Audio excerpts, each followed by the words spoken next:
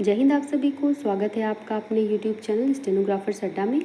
तो चलिए dictation start करते हैं। डिक्टेशन स्टार्ट होगी 5 सेकेंड बाद।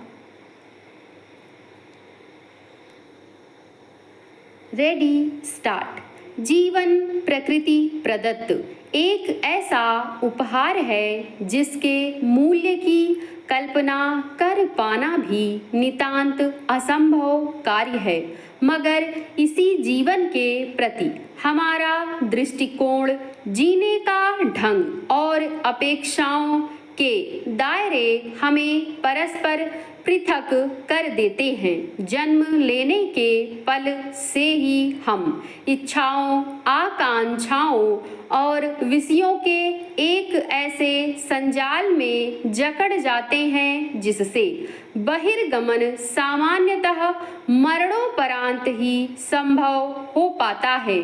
जीवन दरअसल सुख, सुविधा, शांति और आनंद की खोज का दूसरा नाम है।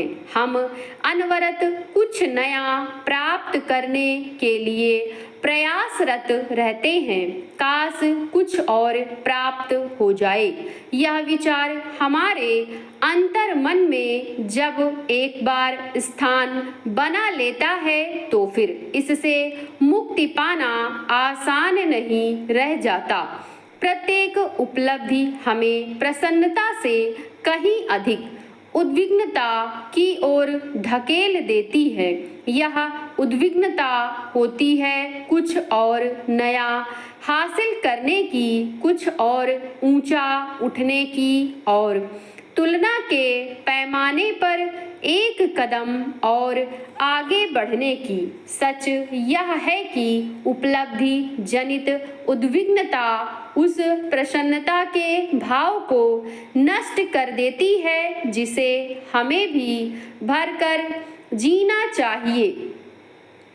इंद्रियों की लालसाएं किसी सीमा में नहीं बंधी होती, क्योंकि उन्होंने सीमा या नियंत्रण शब्द का कभी अर्थ ही नहीं समझा है। इस आपाधापी में हम जीवन के वास्तविक कोष को विस्मृत कर बैठते हैं। यह वास्तविक कोष है संतोष।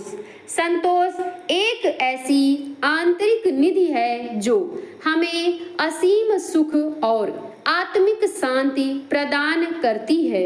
एक श्लोक है, संतोषः परमं सुखम, यानी संतोष ही परम सुख है। संतोष के कोष का अर्जन भी सहज सरल नहीं है। इसके लिए हमें अपने आप को अनुशासन की डोर से बांधना पड़ सकता है।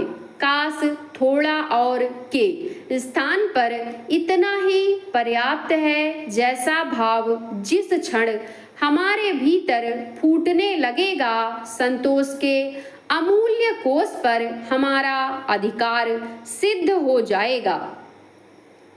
अल्प को ही पर्याप्त की दृष्टि से देखना, छोटी छोटी उपलब्धियों में असीम सुख की अनुभूति, जीवन की प्रत्येक अवस्था में स्वयं को कृतज्ञता के भाव से सराबोर रखना और लालसाओं को आत्मानुशासन में बांध देना, ये कुछ ऐसी गतिविधियां हैं जिनके माध्यम से हम संतोष का कोष प्राप्त करने के लिए प्रेरित हो सकते हैं।